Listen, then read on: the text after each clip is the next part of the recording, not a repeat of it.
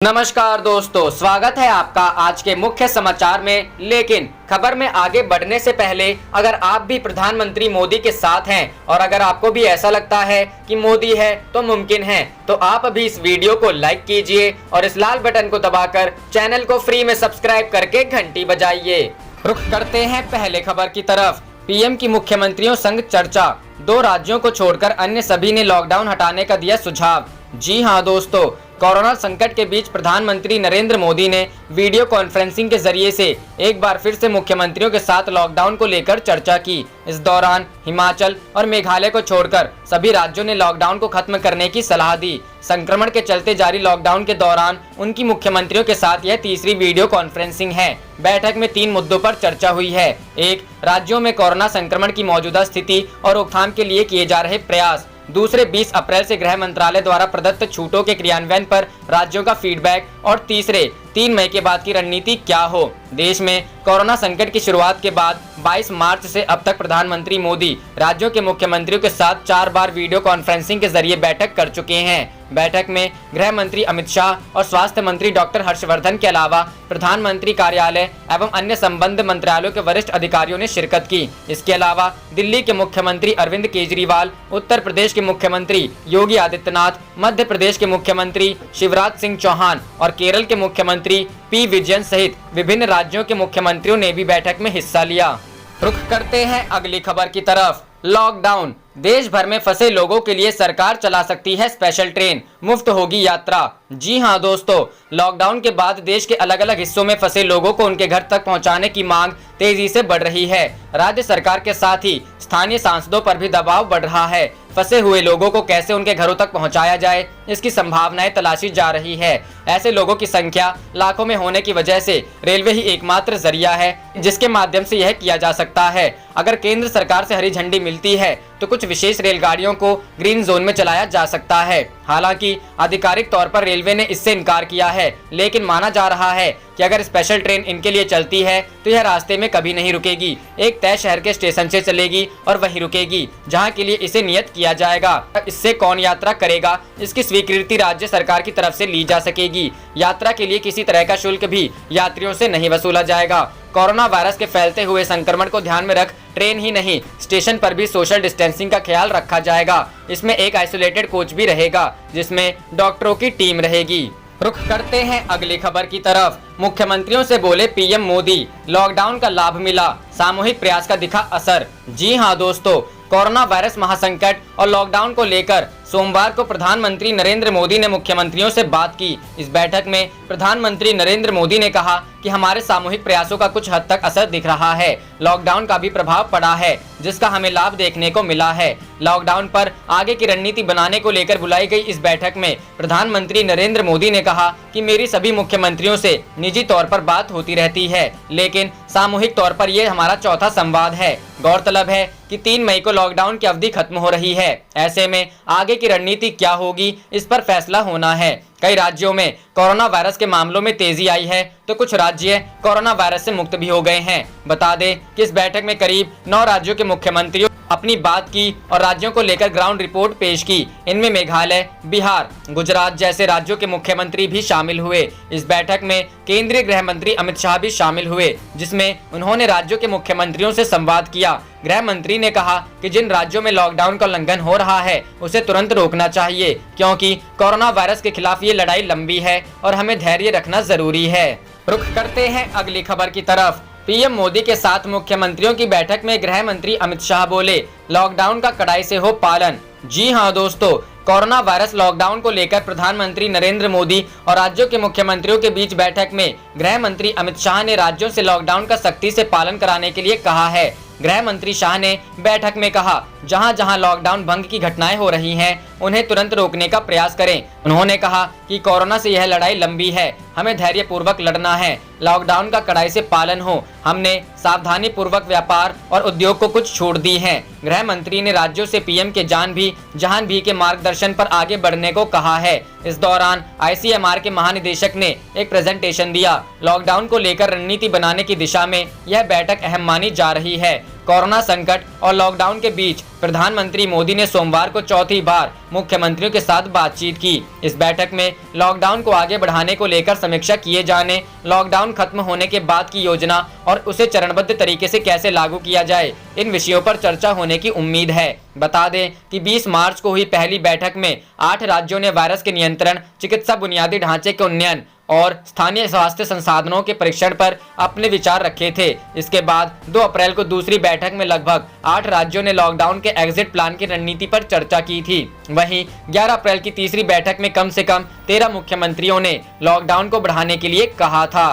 रुख करते हैं अगली खबर की तरफ। सीएम योगी ने कोरोना पर रोक के लिए दिए निर्देश, कहा संक्रमण फैलाने वाले निजी अस्पतालों को कर दे सील। जी हां दोस्तों, कोरोना संकट के बढ़ते आतंक को देखते हुए सीएम योगी आदित्यनाथ ने निजी अस्पतालों से फैल रहे इन्फेक्शन को लेकर सख्त रुख अपनाते हुए कहा है। सीएम योगी ने कहा है कि जिन निजी अस्पतालों से इन्फेक्शन फैल रहा है उसे सील कर दिया जाए और बिना प्रशिक्षण, पीपीई किट, N95 मास्क और अन्य सुरक्षा उपायों के बिना कोई भी अस्पतालों को शुरू न किया जाए।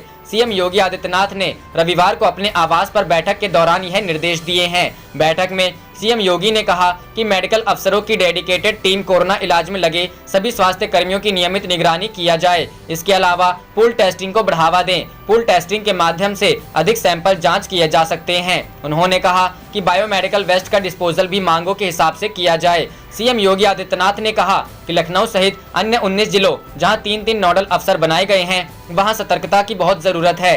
नोडल ऑफिसर इस सब पर निजी स्तर पर निगरानी करें और व्यवस्था में सुधार लाएं। वहीं लॉकडाउन को लेकर योगी आदित्यनाथ ने कहा कि लॉकडाउन का मतलब पूर्ण लॉकडाउन है। जिस दिन उद्योग इकाइयों को चलने की अनुमति दी गई है उन्हें भी सोशल डिस्टेंसिंग का पालन करने को कहा। इसके अलावा जो लोग होम डिलीवरी का काम कर रहे हैं उनकी भी जांच की जाएगी। बैठक के दौरान सीएम योगी ने कहा कम्युनिटी किचन का जियो टैगिंग की गई है, उसी तरह शेल्टर होम की भी जियो टैगिंग की जाए और जहां सारी सुविधाएं सुरक्षित हो। इसके अलावा क्वारंटीन सेंटर में रखे गए लोगों के नाम, पते व मोबाइल नंबर इकट्ठा कर उन्हें भी आरोग्य सेतु ऐप से जोड़ा जाए। दूसरे राज्यों से जो श्रमिक आए हैं उनकी सूची बनाया जाए जिससे कि उनको ठहराने और रोजगार देने में कार्य ठीक से हो पाए। रुख करते हैं अगली खबर की तरफ। आरएसएस प्रमुख भागवत बोले कोरोना से डरे नहीं, पूरे आत्मविश्वास से लड़े। जी हां दोस्तों, देश में कोरोना वायरस के मामले लगातार बढ़ते ही जा रहे हैं। इस बीच आरएसएस प्रमुख मोहन भागवत ने कहा कि सभी लोगों को घर में रहकर ही जंग जीतनी है।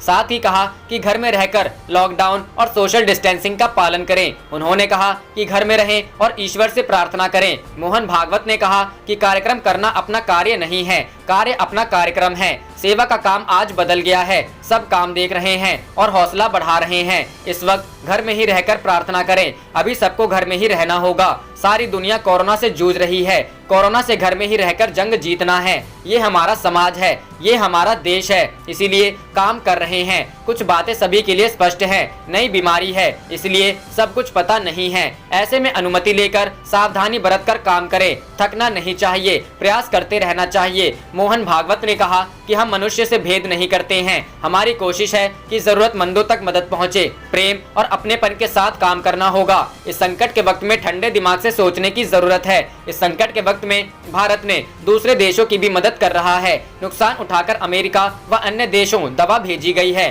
ताकि मदद सभी को मिलती रहे। उन्होंने कहा कि क्वारंटीन के डर से लोग छिप रहे हैं, इससे डरने की जरूरत नहीं है। दोष रखने वाले लोग हर जगह होते हैं, लेकिन हमें जैविक तरीके से जीवन चलाना होगा। साधुओं की हत्या पर राष्ट्रीय स्वयंसेवक संघ प्रमुख ने कहा कि पालघर की घटना को लेकर बयानबाजी हो रही है। ये कृत्य होना चाहिए क्या?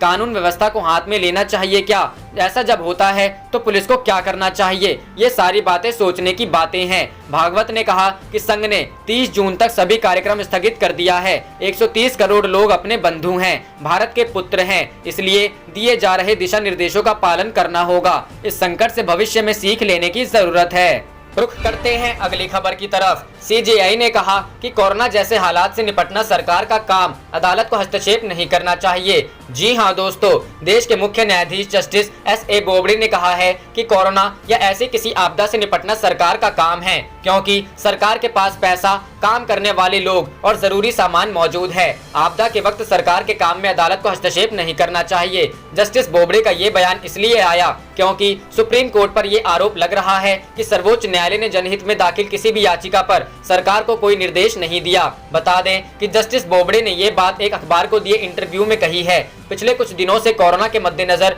सुप्रीम कोर्ट में कई जनहित याचिका दाखिल की गई थी, जैसे मुफ्त कोरोना जांच की मांग, मजदूरों के लिए वित्तीय सहायता और रास्ते में फंसे मजदूरों के लिए रहने और खाने का बेहतर इंतजाम इत्यादि। लेकिन सुप्रीम कोर्ट ने इनमें से किसी पर भी सरकार को कोई निर्देश नहीं दिया। कोर्ट के इस रवैये की सोशल मीडिया पर बहस हो रही है। मुख्य न्यायाधीश का कहना है कि इस तरह की आपदा के समय जमीन पर हालात का अंदाजा सरकार को बेहतर होता है। ऐसे में अदालत सरकार को नहीं बता सकती कि क्या करें और क्या ना करें या किस काम को कैसे करें। रुख करते हैं अगली खबर की तरफ। कोरोना लॉकडाउन पर केंद्र सरकार ने बदली अपनी प्रायोरिटी, कई विभागों के काटे फंड। जी हां दोस्तों, कोरोना ने देश के वित्तीय प्रबंधन को भी प्रभावित किया है। लॉकडाउन के चलते मौजूदा वित्तीय संकट को देखते हुए केंद्रीय वित्त मंत्रालय ने कैश प्रबंधन के लिए नियमों में बदलाव किया है। इसका सीधा असर बिहार सहित अन्य राज्यों में चल रही योजनाओं पर भी पड़ेगा। राज्य प्राथमिकता क्षेत्रों को छोड़ योजना मद में फिलहाल खुले हाथ से खर्च नहीं कर पाएंगे। जिन्हें पहली तिमाही में 20 से 25% राशि मिलती रही है, उन्हें अब 15% से ही कम चलाना होगा। हालांकि कृषि, स्वास्थ्य, खाद्य आपूर्ति सहित जरूरी चीजों को सर्वोच्च प्राथमिकता में रखा गया है। केंद्र ने राज्यों से अपने तिमाही और मासिक योजना अब बदले हुए नियमों के हिसाब से भेजने को कहा है। हाल ही में पर्यावरण, वन एवं जलवायु परिवर्तन विभाग की वीडियो कॉन्फ्रेंसिंग में इसे स्पष्ट भी कर दिया गया था। दरअसल सभी मंत्रालयों को 3 श्रेणी में बांटा गया है। ए श्रेणी कई मंत्रालयों के साथ ही सुप्रीम कोर्ट, केंद्रीय सतर्कता आयोग, राष्ट्रपति भवन और संघ लोक सेवा आयोग को भी शामिल किया गया है। कोरोना के खिलाफ जंग में केंद्र ने हवाई और रेल परिवहन के साथ ही स्वास्थ्य सेवाओं के अलावा खेती किसानी पर फोकस किया है। यही कारण है कि वर्तमान संकट को देखते हुए कई मंत्रालय प्राथमिकता सूची पे ऊपर आ गए हैं तो कई अपर से लोअर बास्केट में चले गए हैं। बी श्रेणी जिन मंत्रालयों को शामिल किया गया है उनमें पहली तिमाही में 20% राशि ही मिलेगी। उसमें पहले महीने यानी अप्रैल में 8% और बाकी के 2 महीने मई व जून में 6% राशि दी जाएगी। इसमें प्रत्यक्ष और अप्रत्यक्ष कर सहित वित्तीय सेवाएं, सैन्य मामले, गृह, राजस्व, सड़क परिवहन, लोकसभा, राज्यसभा, पेट्रोलियम, चुनाव आयोग आदि के अलावा केंद्र शासित प्रदेशों को दी जाने वाली राशि शामिल है। रुख करते हैं अगली खबर की तरफ। नेपाल में 24 दिनों से फंसे थे भारतीय नागरिक, सीमा पर पहुंचते ही चूमे भारत की धरती, बोले पीएम मोदी जिंदाबाद। जी हां दोस्तों, भारत नेपाल सीमा सोनौली से सटे रूपंदेही जिले के भैरवा में पिछले 24 दिनों से क्वारंटीन में रह रहे 152 भारतीय नागरिकों को गृह मंत्रालय के निर्देश पर भारत वापस लाया गया। भारतीय सीमा पर पहुंचते ही सभी भारतीय नागरिकों के भारत माता की जय के नारों से गूंज उठा। लोग भारत की धरती पर पहुंचते ही धरती माता को प्रणाम कर प्रधानमंत्री नरेंद्र मोदी को धन्यवाद दिया। शनिवार की दोपहर SSB commandant Manoj Kumar Singh, SDM Nautanwa Jasdhir Singh Yadav, क्षेत्राधिकारी राजू प्रसाद के नेतृत्व में रूपंदेही जिले से 152 भारतीय नागरिकों को भारत वापस लाया गया। सोनौली सीमा पर पहुंचते ही सभी भारतीयों के भारत माता की जय, प्रधानमंत्री नरेंद्र मोदी जय के नारों से गूंज उठा। सभी लोगों ने धरती माता को प्रणाम किया। इसके बाद स्थानीय प्रशासन ने सभी भारतीय नागरिकों को सोनौली और नौतनवा में क्वारंटीन कर दिया है। इस संबंध में एसडीएम नौतनवा जसधीर सिंह यादव ने बताया कि 112 नागरिकों को नौतनवा, 40 नागरिकों को सोनौली वार्ड नंबर 6 में बने क्वारंटीन में रखा गया। सभी के ब्लड सैंपल लेने के बाद जांच होगी। उसके बाद सभी को घर तक पहुंचा दिया जाएगा। डीएम डॉक्टर उज्जवल कुमार ने बताया कि 12 नमूना जांच के लिए मेडिकल कॉलेज भेजा गया है। कोरोना से बचाव के लिए हर संभव कोशिश की जा रही है। लॉकडाउन के नियम का कड़ाई से पालन कराया जा रहा है। रुख करते हैं अगली खबर की तरफ। मशहूर एजेंसी का सर्वे, कोरोना से निपटने में पीएम मोदी दुनिया में नंबर 1। जी हां दोस्तों, कोरोना महामारी के इस दौर में प्रधानमंत्री नरेंद्र मोदी के कामकाज पर दुनिया की एजेंसियां लगातार मुहर लगा रही हैं। दुनिया की मशहूर सर्वे एजेंसी गैलप ने कोरोना के संकट काल में 28 देशों की सरकारों के कामकाज पर सर्वे किया है और इस सर्वे में सामने आया है कि कोरोना संक्रमण से निपटने में प्रधानमंत्री नरेंद्र मोदी दुनिया के लीडर नंबर 1 हैं। गैलप के मुताबिक सर्वे में शामिल 91% लोगों की राय है कि भारत सरकार कोरोना से निपटने में अच्छा काम कर रही है। गैलप के सर्वे में भारत सरकार की रेटिंग दुनिया भर की सरकारों में नंबर 1 है। सर्वे में शामिल 79% लोगों ने यह भी कहा है कि लॉकडाउन बढ़ाने का सरकार का फैसला सही कदम था। बता दें कि इससे पहले अमेरिका की एक एजेंसी ने कोरोना से जंग में मोदी को दुनिया का नंबर 1 नेता माना था। मॉर्निंग कंसल्ट नाम की ग्लोबल टेक्नोलॉजी और मीडिया कंपनी ने मार्च मध्य में एक सर्वे कराया। इस सर्वे में पीएम मोदी को कोरोना के खिलाफ लड़ाई में सबसे बड़ा और प्रभावशाली नेता करार दिया गया। रुख करते हैं अगली खबर की तरफ। हेमा मालिनी ने कोरोना को लेकर जारी किया वीडियो संदेश, बोली नहीं चाहते हैं तीसरा लॉकडाउन।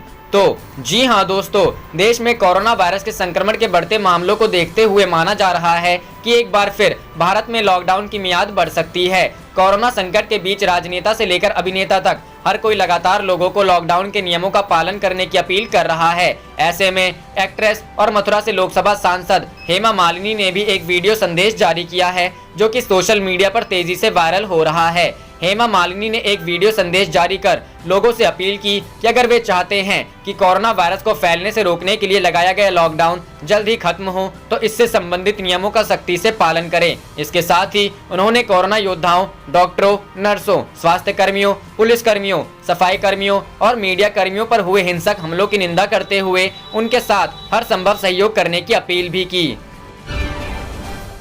आप देख रहे थे आपका अपना चैनल जय हिंद जय भारत।